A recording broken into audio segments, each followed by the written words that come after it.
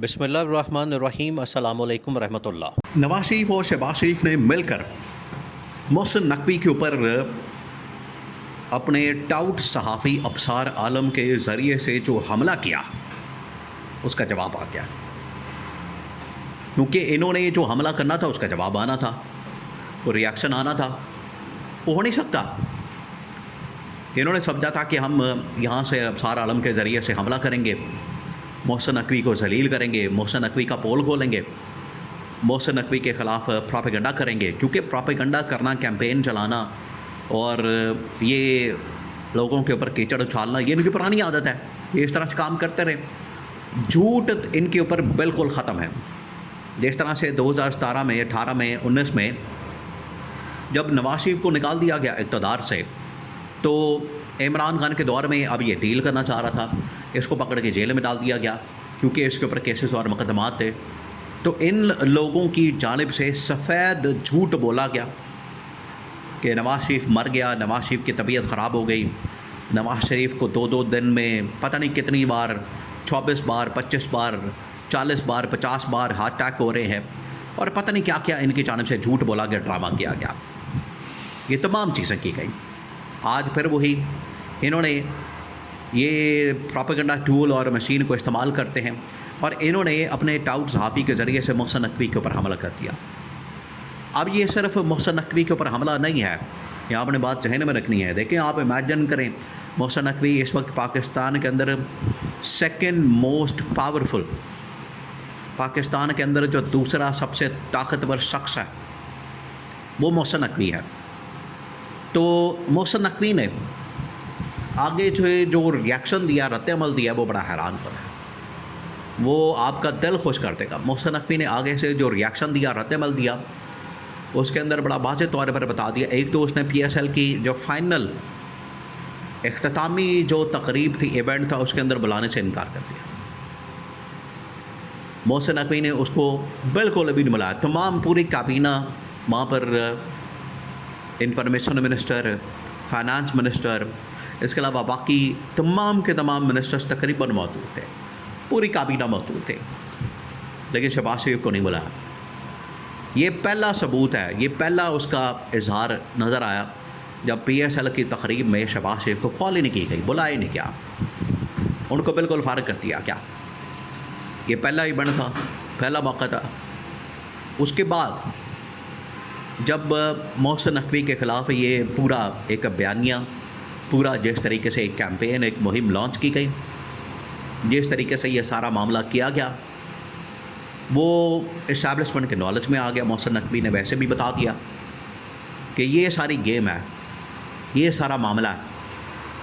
तो ना सिर्फ इन्होंने मोहसिन नकवी के ऊपर बल्कि इस्टेब्लिशमेंट के ऊपर हमला किया। देखिए पीछे मामला क्या है, अब आप इसको समझें। इस्लामाबाद के अंदर एक इमारत है, आजकल वो बड़ी बहस उसके ऊपर हो रही है, उसके ऊपर बड़ा चर्चा है, उसके ऊपर बड़ी डिबेट हो रही है। वो है कॉन्स्टिट्यूशन 1 की, कॉन्स्टिट्यूशन एवेन्यू की बिल्डिंग, जो कि आज से तकरीबन कोई 10-15 साल पहले पास होती है, बनती है। उसके अंदर अब बड़े बड़े लोगों के, ब्यूरोक्रेट्स के, सियासतदानों के, जर्नलों के अपार्टमेंट्स, उनके वहाँ पर फ्लैट्स मौजूद हैं, जिनकी मालियत करोड़ों में, अरबों में जाती है। और अगर उसको रेंट आउट ही कर दिया जाए तो रेंट के ऊपर ही आपको कई लाखों रुपए मिल जाते हैं। आराम से आपको 40-50 लाख रुपए महीने के आ जाएंगे।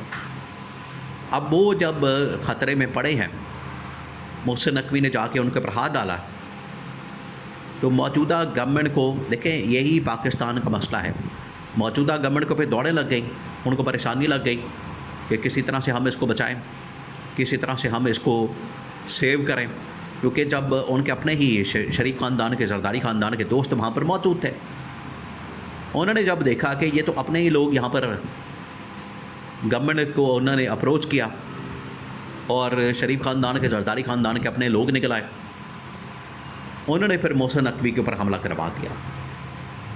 तो ये जो अबसार आलम के ज़रिए, टाउट सहाफ़ी के ज़रिए से हमला किया गया है, ये असल में हमला है मोहसिन नकवी और इस्टेब्लिशमेंट के ऊपर। देखिए, ये गवर्नमेंट की, आप इनकी मुनाफ़क़त और गवर्नमेंट का जो दोहरा मेयार है, गवर्नमेंट की जो मक्कारी है, इनकी जो 2 नंबरी यहाँ से देख सकते हैं। इन्होंने क्या किया, आज से ठीक 15 दिन पहले 20 दिन पहले इन्होंने बरी इमाम के अंदर कच्ची आबादी को निशाना बनाया और उसको गिरा दिया, बुलडोज़र फेर दिया, वहाँ पर लोगों के घर बर्बाद कर दिए, तबाह कर दिए, ख़राब कर दिए।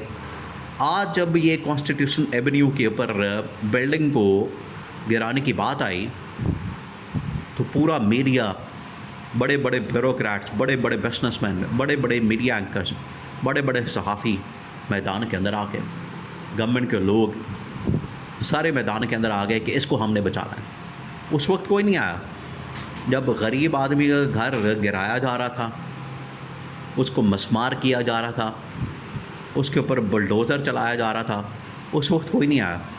आज जब अमीर आदमी के ऊपर हाथ डाला गया है तो ये सब लोग बाहर आ गए, सब लोगों ने आके शोर मचाना शुरू कर दिया।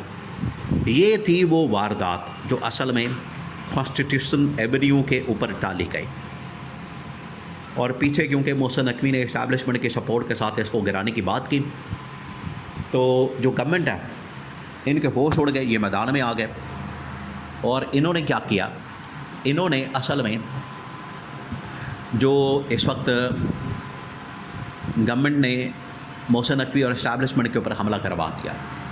अब मोहसिन नकवी ने पैगाम पहुँचवा दिया, इन्होंने इस्टेब्लिशमेंट के ज़रिए से ये पैगाम भिजवा दिया, पहुँचा दिया।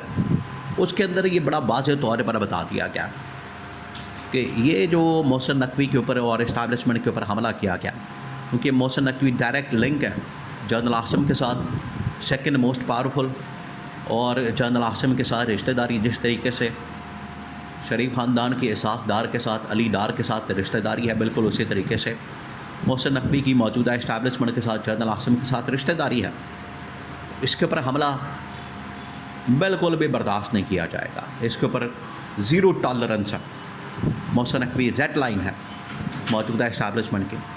तो इनके ऊपर जो हमला किया गया है उसके बाद रिएक्शन सामने आया, और वो रिएक्शन गवर्नमेंट के लिए इतना खौफनाक है, इतना ख़तरनाक है, और इनको इतना बड़ा झटका लगा है, इतना बड़ा झटका कि आप देखेंगे आने वाले दिनों में इनकी आंखें बाहर आ जाएंगी, 14 तबक रोशन हो जाएंगे जो इनके साथ अब होने जा रही। क्योंकि इन्होंने असल में ये साजिश की है और सार आलम के ज़रिए से जो हमला किया है, इन्होंने समझा, इन्होंने असल में शेर के मुंह में हाथ डाल दिया।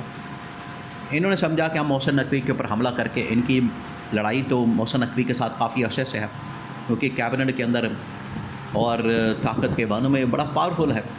बड़े अरसे से लड़ाई इनकी, चीफ मिनिस्टर के तौर पर भी जब ये काम कर रहा था, पंजाब के अंदर काम नहीं किए जाते थे, तो इनकी लड़ाई काफ़ी अरसे से चली आ रही है। आज इन्होंने बदला लिया, लेकिन अब ये इससे बचेंगे नहीं, अब इन्हें इसका खमियाजा भुगतना पड़ेगा।